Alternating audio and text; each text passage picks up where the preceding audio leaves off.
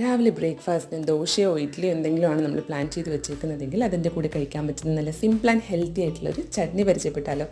അതിന് 1 കപ്പ് തേങ്ങ, 1/2 കപ്പ് കടല, 4-5 ചെറിയുള്ളി, 2 പച്ചമുളക്, അതിലേക്ക് ആവശ്യത്തിന് വെള്ളവും ആവശ്യത്തിന് ഉപ്പും ചേർത്തിട്ട് നമുക്കൊന്ന് ബ്ലെൻഡ് ചെയ്തെടുക്കാം. തിക്നെസ്സൊക്കെ ഓരോരുത്തരുടെ താല്പര്യത്തിനനുസരിച്ചിട്ട് എടുക്കാം കേട്ടോ.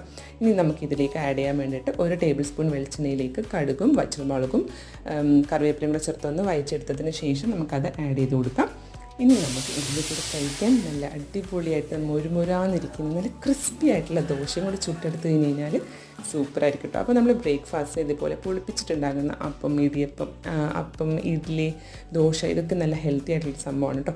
അപ്പോൾ അതിൻ്റെ കൂടെ ഇതേപോലെ നമ്മൾ കടലയൊക്കെ ചേർത്തിട്ടുണ്ടാക്കുന്ന ചട്നിയും കൂടെ ആണെങ്കിൽ അടിപൊളിയായിരിക്കും. നമ്മുടെ കുഞ്ഞു കുട്ടികൾക്ക് നമുക്ക് കടലയൊന്നും കപ്പലണ്ടി കടലയൊന്നും ഇതേപോലെ അധികം ഇങ്ങനെ കൊടുക്കാൻ പറ്റില്ലല്ലോ, നമ്മൾ പൊടിച്ചിട്ടൊക്കെ ആയിരിക്കും കൊടുക്കുക. അപ്പോൾ അവർക്കൊക്കെ ഇതേപോലെ ചട്നിയൊക്കെ ആക്കിയിട്ട് കൊടുത്തു കഴിഞ്ഞ് കഴിഞ്ഞാൽ അത് നല്ലതായിരിക്കും കേട്ടോ.